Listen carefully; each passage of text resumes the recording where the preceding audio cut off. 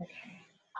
Hey guys, this is Andrea K. David, also known as Realtor in the Loop, and today I have the opportunity to interview one of my really good friends and somebody I look up to, Paamy Urcid. She's a local yoga instructor, and Pam, thank you for being here today. Thank you. I'm very honored and excited to be interviewed and just to connect with people around us that make changes every day and make people happy. So I'm just glad to be here. Thank you, Pam. So I know you, but I want you to share with us. Can you tell us a little bit about yourself? Yes. So as Andrea was saying, I'm Paamy Urcid. I've been living here in Houston for, it's gonna be almost 7 years, and I really love the city. I'm a yoga instructor that teaches full-time at Black Swan Yoga Houston. You can find me in all of the 3 locations that Black Swan Yoga has. And sometimes she's at all 3 at the same time. Yeah. I feel like you're always there. You're like back to back to back. It's so funny that I've heard that quite a bit, where people are like, wait, I literally just like, how? Yeah. I don't cloned yourself. That's why I say that you can find me full-time there. I not only teach there, but I love to practice there. There's a lot of great instructors, and there's a big pool of them from around the city. So it's just really easy to find someone that you relate to in that space, as a friend, as an instructor, as someone that you need to just evolve throughout the practice of yoga and so many other things, depending on what you're going for when you want to practice yoga. Is it just like the physicality of it, or maybe the spirituality part of it? So it's really nice. There's a lot going on. Yeah, I love the Black Swan community. Everybody's always so welcoming and nice. Yeah, that's why I choose you guys as where I go practice. Thank you. I've made really good relationships there, and I've been teaching there for, it's gonna be 3 years in August. And I just see myself, just kind of like going and keeping it going there, because as I was saying, I've built strong relationships that have helped me evolve personally, and the studio has been very supportive of our goals, very attentive on our ideas, and also on our needs. So I'm very grateful for the owner, Olivia Keller. So for people that do not know her, she sometimes teaches. She's in the schedule. So if you find her, just say hi to her and give her a thumbs up. Keep up the good work. Yeah. So Pam, what got you into yoga? That's a very interesting question, and a very funny one, because when I came to Houston, I really had no background. No background on it, no idea that was something that I really wanted to do. It didn't even cross my mind until my husband just kind of threw it in there, like, hey, just, you want to chill, try yoga, I don't know. And so I kind of did. I'm like, I guess it's really not that chill though, because you go hard. Yeah, especially because moving into a city where I had 0 friends, 0 family, I was going through a phase of discovery that I really had no idea what I wanted to do in life. And so we were just like, do you want to do arts and crafts? Do you want to run? What do you want to do? Do you want to study a master's? What do you want to do? And so again, that was kind of like one of my options, and I decided to go for it, and I just fell in love with it. And I just kind of, again, I kept going. Once I get a hold of something, I just like, I grip it. And that's what I did with yoga. And I started practicing for 1.5 years before doing my certification as an instructor. And I found this great teacher abroad in Asia that you can say he's they call him a great guru because of the experience that he has and the background that he has on this spiritual path. And I decided to be under his wing in order to study yoga. So what I do is I study it, I practice it, and I live it. And that's what I felt inspired to start also teaching teacher training for Black Swan Yoga Houston, because I felt that I had this strong support from my guru, is that I decided to also jump Share. into now passing all of this information that he gave me into the teachers of tomorrow. So I've been really grateful for him, and we call them spiritual brothers, the ones that are in the same on the same under the same kind of like family of the guru. And so I'm really just grateful for them to being able to also assist me and help me, even though we're like in all around the globe. Yeah. We're all spread out in like Asia, Europe, South America. Connected. Do you know how many yogis you've certified? Do you know that number? um okay. Do you know I how many classes you've taught? I would say ballpark. That's a lot, Maybe like right? 100 and some Yeah. started. So Yeah, like no, I can I tell you're was, really passionate about this because I obviously do take your classes and you always bring that spiritual side to connect to the physical part of yoga. I that's because again I teach what I practice throughout my days and what I've lived as an experience. So I take that and relate it to something that I see in the room, and that is what has been really challenging at and throughout these times, is that I don't have access to the studio room, nor to the people, nor to see them, nor to assist them physically. So how can I find something that people relate when I do not know who's behind the screen sometimes? Yeah. um, and that just has helped me evolve little by little into kind of like finding something that we can all relate to. It's still Yeah. an ongoing path Yeah.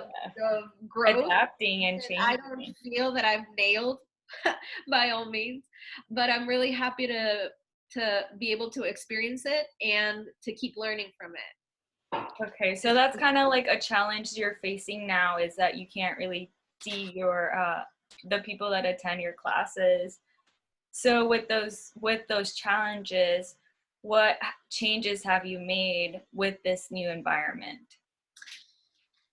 So, well, one, the amount of hours that I've practiced has definitely lowered because I've given my a physical practice, because I've been giving myself the opportunity to practice more of a spiritual way and a mental way, because that knowledge helps me find something that we can relate to when I'm not close to the person, because I was so used to again Relying on, seeing the people, yeah, relying on looking at the people, looking at how they were getting into the studio, how they were feeling, or things that they would tell me before going in, or requests that they would give me at that moment, and be like, I know what you need, and I'm going to give you that right now.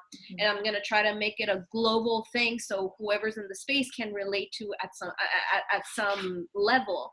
And so right now is like, okay, I need to read more to understand what is going on right now around us, what people are experiencing in different ways, because I'm experiencing this in a way where I have the ability to stay at home and feel safe.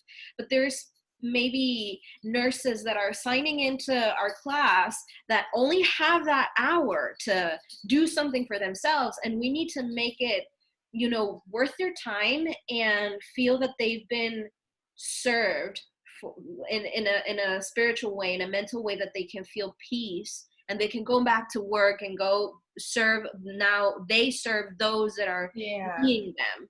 So I have to have that mentality of me being the one serving them, so they can continue serving those that are in their path, if that Yeah. makes sense.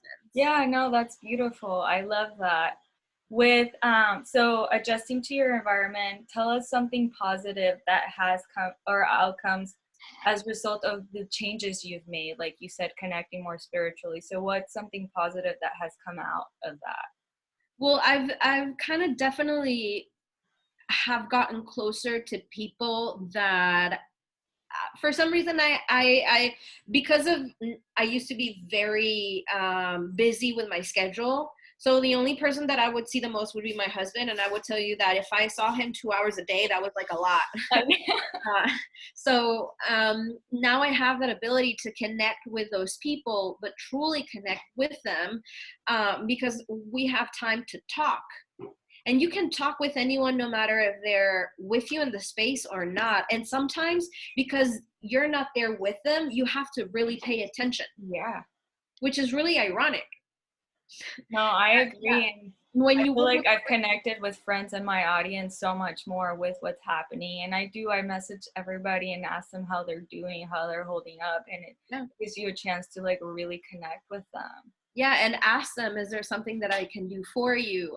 Is there something that you need? Yeah. And because sometimes because you haven't had this connection with them in a while, either part can feel that like I don't want them to feel that now that I have time, now I want to connect with you, and I Yeah.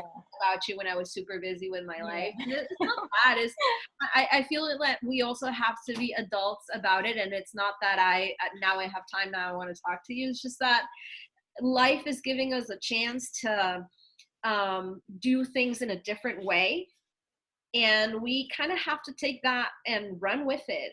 It's like I was telling you a little bit ago that I kind of prep myself physically and mentally for a situation where my life could have changed because maybe I was having a child and now I don't have the opportunity to work or teach 30 classes a week. Maybe I have to lower them now. And now I can't practice that much as I used to. So when I had it, I did it. I had that chance of getting busy, practicing X amount of hours a day, teaching X amount of hours a day, and then going back home, sleeping, and repeating the next day. So right now, I'm just, again, taking this opportunity to assess how my mind is feeling, how my body needed to rest, and just running with it, while still being blessed of having the opportunity to teach online. And even though they're not the 30 hours a week that I was teaching, I still have a lot less amount of hours that I can connect with people and still have more amount of hours for myself to rest, reset, and then just go back at it whenever we have that chance again. Yeah. Mm-hmm. So with that, what are some recommendations you would share with my audience today with what's going on? I'd say, and as I was telling a lot of people, is just taking it by the minute and really enjoying that minute that you're standing on right now, because it's really easy with not only reading but hearing stuff that is going around to think or get lost about what is going to happen tomorrow, what's going to happen in a week, what is going to happen in a month. And I completely get it when people are, for example, living paycheck by paycheck, and it's really hard not to think about the future.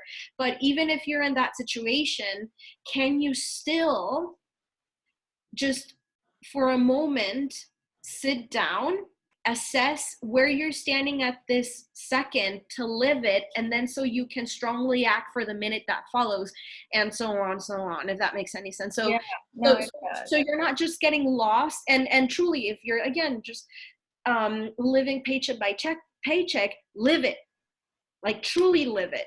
Don't get lost on what will happen the next month, but really enjoy that second of the meal that you're eating because you work for it, or the hour of practice that you paid for because you worked for it. So really truly enjoy that minute that you're standing on. So you also give space for life to kind of continue moving, to giving you more.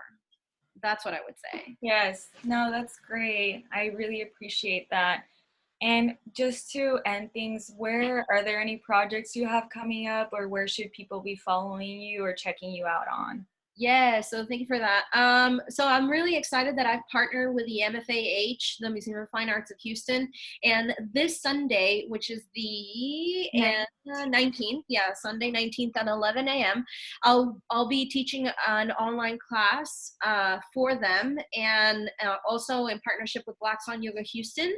And you can see me there. That'll be really exciting, just to connect with people of other community, the arts community. And I teach 3 classes throughout throughout the week for Black Swan Yoga Houston, where you can find the schedule in their Instagram at Black Swan Yoga Houston, or you can also find it at my Instagram at Thebhogiyogi, Thebhogiyogi. I will definitely add that on the comments and on the title so people can find you. Thank you so much, Pam. I hope you have Thank a you. wonderful weekend.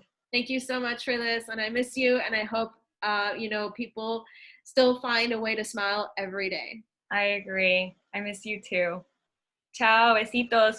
Bye.